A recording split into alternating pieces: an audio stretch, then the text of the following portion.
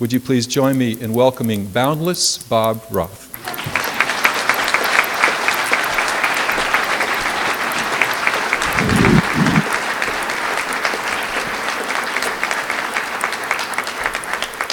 I honestly had no idea who you were talking about.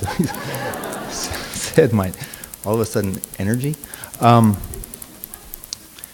I told the seniors, boys and girls, when I went to their class a few weeks ago to meet them, that of all the honors, of all the things that I ever do, places I speak, experiences I have, nothing ever comes as close to being able to meet with and speak to the students and the graduates of Maharishi School of the Age of Enlightenment. For me, it is an overwhelming experience, so I am very honored, deeply honored, that I was invited to come and speak with you. Thank you very, very much.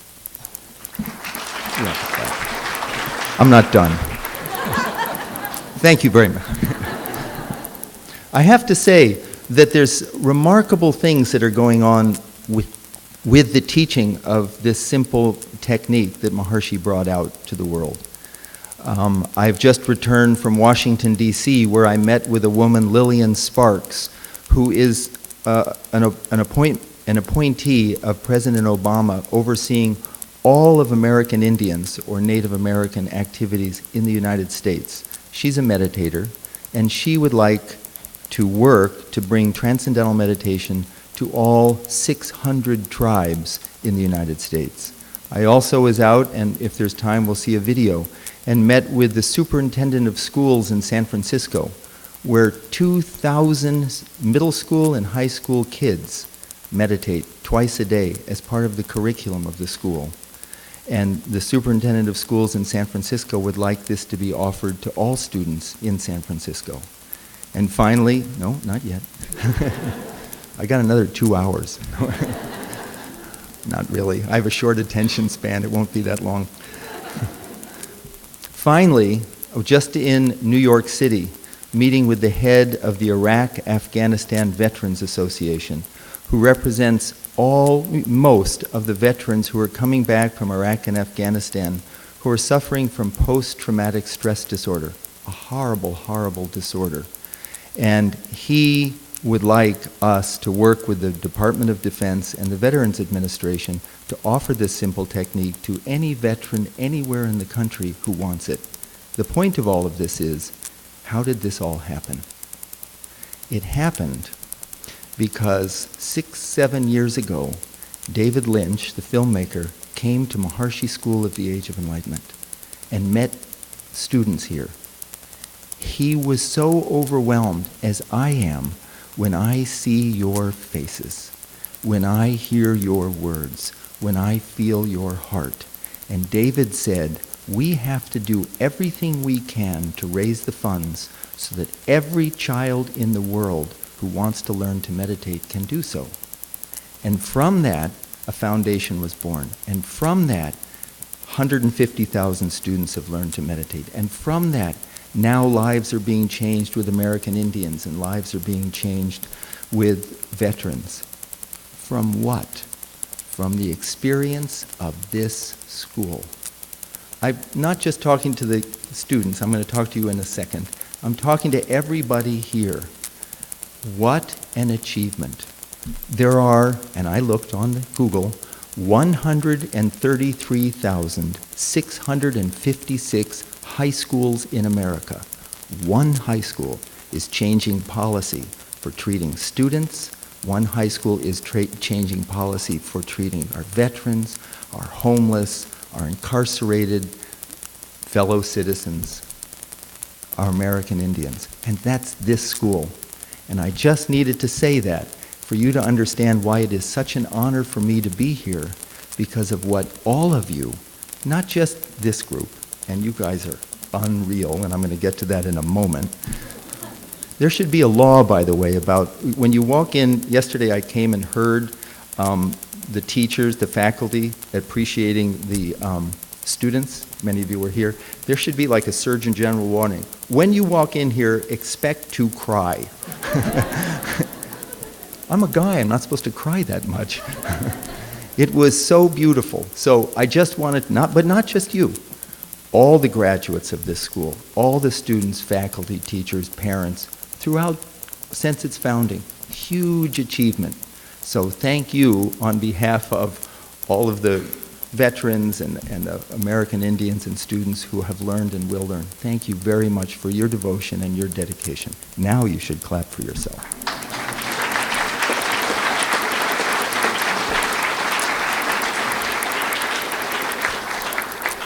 I told the students, now I'm talking to you, I told you, guys, girls, that it was an overwhelming experience for me to come and be able to speak. Why? Number one, you're unbelievably clear.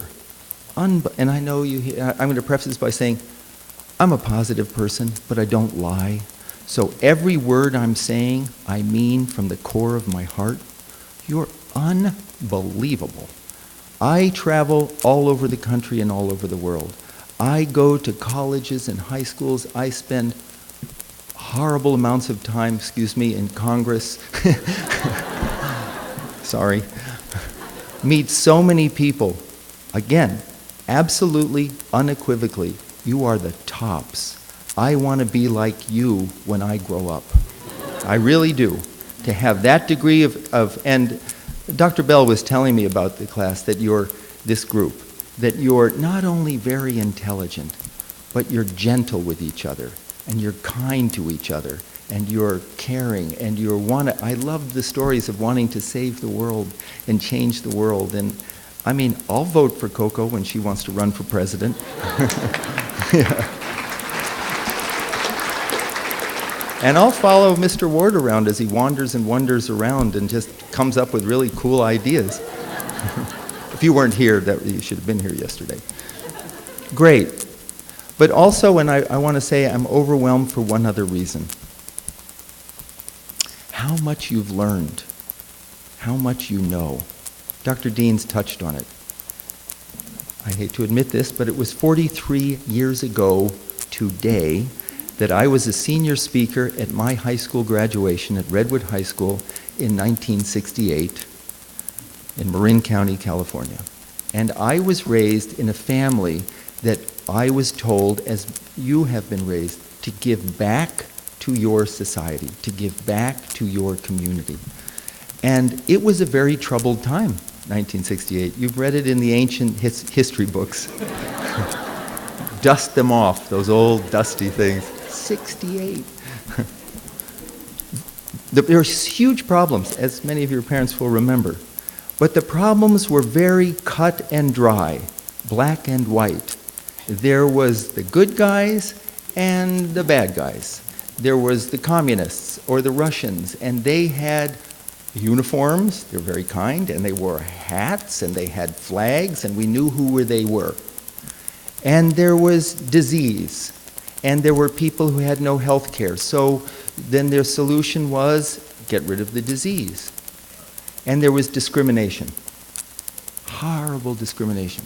So you passed laws to change those. And I stood up in my high school graduation in 1968, and it's not surprising my personality today, and I said, we have to do something. And I started an organization with some others called Do Something, which is actually now a national organization. Whether it's the one we started, I don't know, but it's called Do Something. I'll take credit. And we did the best we could. We went around and we taught reading in the inner cities of San Francisco, and we painted people's homes, and it was a forerunner to Habitat for Humanity, which is a great organization. But in order to address those problems, in order to change the world, we didn't want to change the world, we wanted to actually, sounds ridiculous, save the world. But that was that generation at that time. In order to, I'll dial it down, change the world, I had to go off to college because my high school didn't teach me anything. But I will tell you, I did have a column in my high school newspaper, which will give you an indication of what I was like, and the column was called The Gripes of Roth.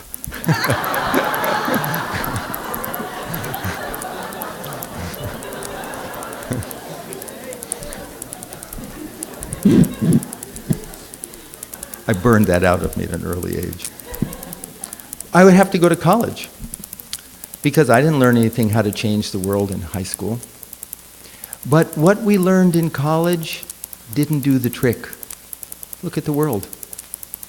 It turns out that you can build hospitals if people are sick, but did you know that the number 3 cause of death in America is people getting sick from diseases they get in hospitals? And that no longer is the enemy somebody who wears a different uniform and has a flag and marches to a different drummer. The enemy is amongst us. And it's not just political ideology, it's that you can just sort of wipe off the map. It's generations long, racial, ethnic, religious tensions. How do you address that? There's one school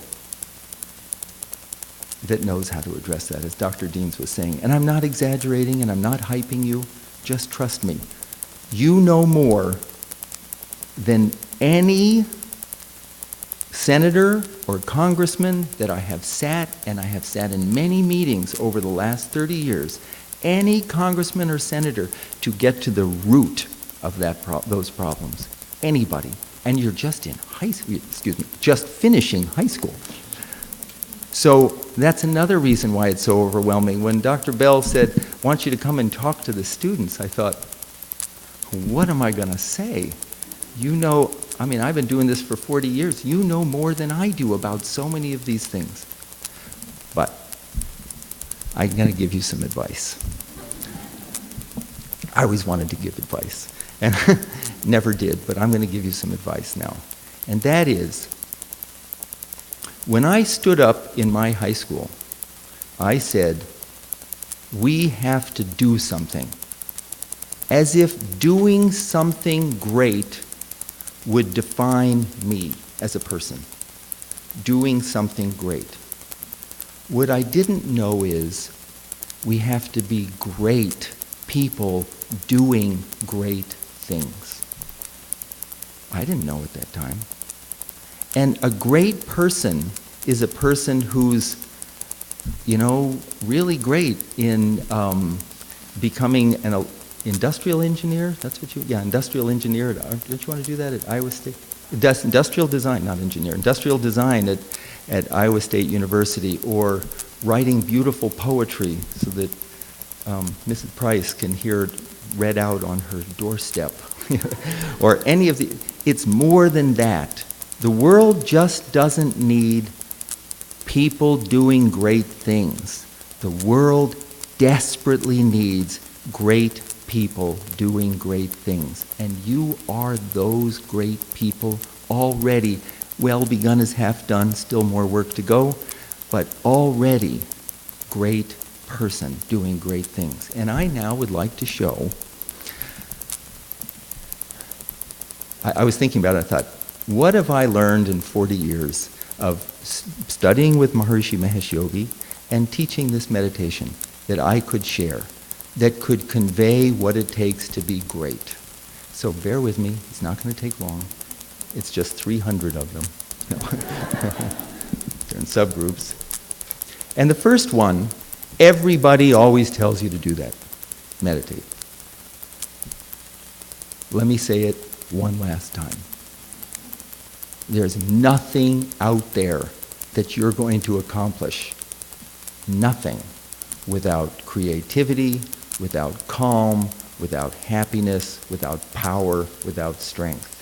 And it doesn't come from outside. People have been talking about this thing for thousands and thousands of years. This is my advice when you go off to school, if you're leaving here, or if you're going up the street. Meditate. There'll be a million reasons why not to. One reason why you should. And that's your inner voice telling you it's the right thing to do. Do your program. Number 2. See, I didn't hammer away on that too long.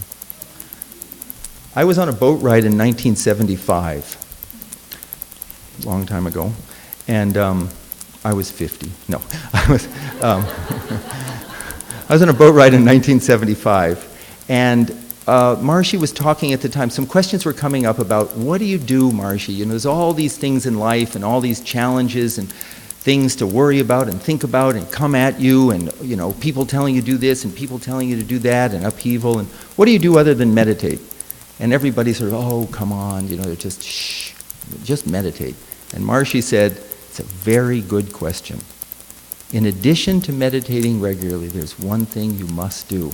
You must be true to yourself. Deep within each one of us is a voice at intuitive level that knows right, that knows what we need to do. It's not up here. It's not like when we're stressed and upset, well, okay, I'll just stay up for another night and not sleep. It's when we're quiet.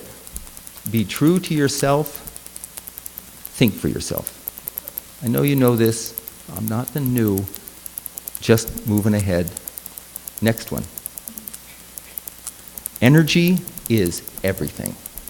You want to accomplish cool stuff? You want to do great things? It takes energy. A lot of it. There's a lot of inertia out there. There's a lot of things to slow you down. There's a lot of things to distract you. You want to distinguish yourself? You want to do something great with your life? You need energy. Don't waste it. Don't waste it. Don't cloud yourself. Other people can do that. Don't do it. Marshy said, casual intention brings casual results. You want to be a mediocre photographer, a mediocre actor? I wasn't specifically talking about you, Mr. Thatcher. You're going to be a great photographer. You want to be a great anything? Because he's going to be going to University of Iowa to study photography. Fantastic. And wonderful parents. You need energy. And fatigue is your enemy. Don't get tired. You do stupid things when you're tired. Next. 4. One time Marshy was asked, what are the fundamentals of success? He said, in addition to having the right idea, he said 2 things, conviction and persistence. And I loved it. Conviction is a vertical thing. It's in your heart of hearts, I'm going to do this. I'm going to change the world. I'm going to design something that's never been designed before. Conviction. But it's not enough just to have conviction. Persistence. Do it, and you do it, and you do it, and you do it. And you read nature. You know, if you keep pushing against a brick wall, maybe it's not the door. You know, it's like, go over to where the door is, and then, you know. So you got to be smart. It's not like, but persistence. For, you know, what's going on now with transcendental meditation in the United States? That's just new. I tell people I've been told no more times than anybody, because I talk to the press. No. I just kept doing it. I had a conviction this is going to help people. I had persistence, and things are starting to happen, mainly because David Lynch came to your school. Conviction and persistence. Number 5. Be powerful, be gentle. Power is not some macho thing on the out. It's not a tough guy thing. And the thing is, you guys already know this, but I'm just saying it anyway. Gentleness, kind, compassionate, beautiful human qualities that you just don't find out in the world. I don't see it. Gentle people, kind, patient, caring. You have it. Protect it. Grow it. As much as you want to grow your particular skills in life, talents, grow gentleness, grow patience, grow kindness. And how does it grow? Number 1. From inside. It's not something you learn, number 1. This all ties back to the number 1. All right, next. Oh, it's polite to apologize. I threw this in because I was in a meeting one time and there was some people, poor Marshy, those people were talking, two people were talking about they had this fight and, who was right or wrong and I don't want to. And Marshy said, it's polite to apologize if you're wrong. If you're wrong, cut to the chase, apologize, move on. It's nice. Okay? I just threw that in. Thank your teachers. Somebody gives you an iPod, you thank them. Somebody gives you new shoes, a gift, something, you thank them. The most priceless thing you're ever going to get in life is good wisdom. It's priceless. Somebody says something to you, helps you out with something, thank them right then and there. Appreciate the abstract. Appreciate the deep things that matter. Next, this is my favorite one. Yep. And we can add in here grandparents, brothers and sisters usually, cousins, aunts, uncles, half-brothers, half-sisters, partners. Love them. And, you know, when you go away to college, call them. Give them nice things. They love it. I raised my nephews, Michael Cook and Johnny Cook, some of you know him. And I, love it when they call and say, hey, Uncle Bobby, how you doing? Do it, just between us. They'll really love it. Next. Truth is simple. Non-truth, very complicated. In your relationships, in your work, in your life, truth triumphs. Enough said. Next. This is my favorite one.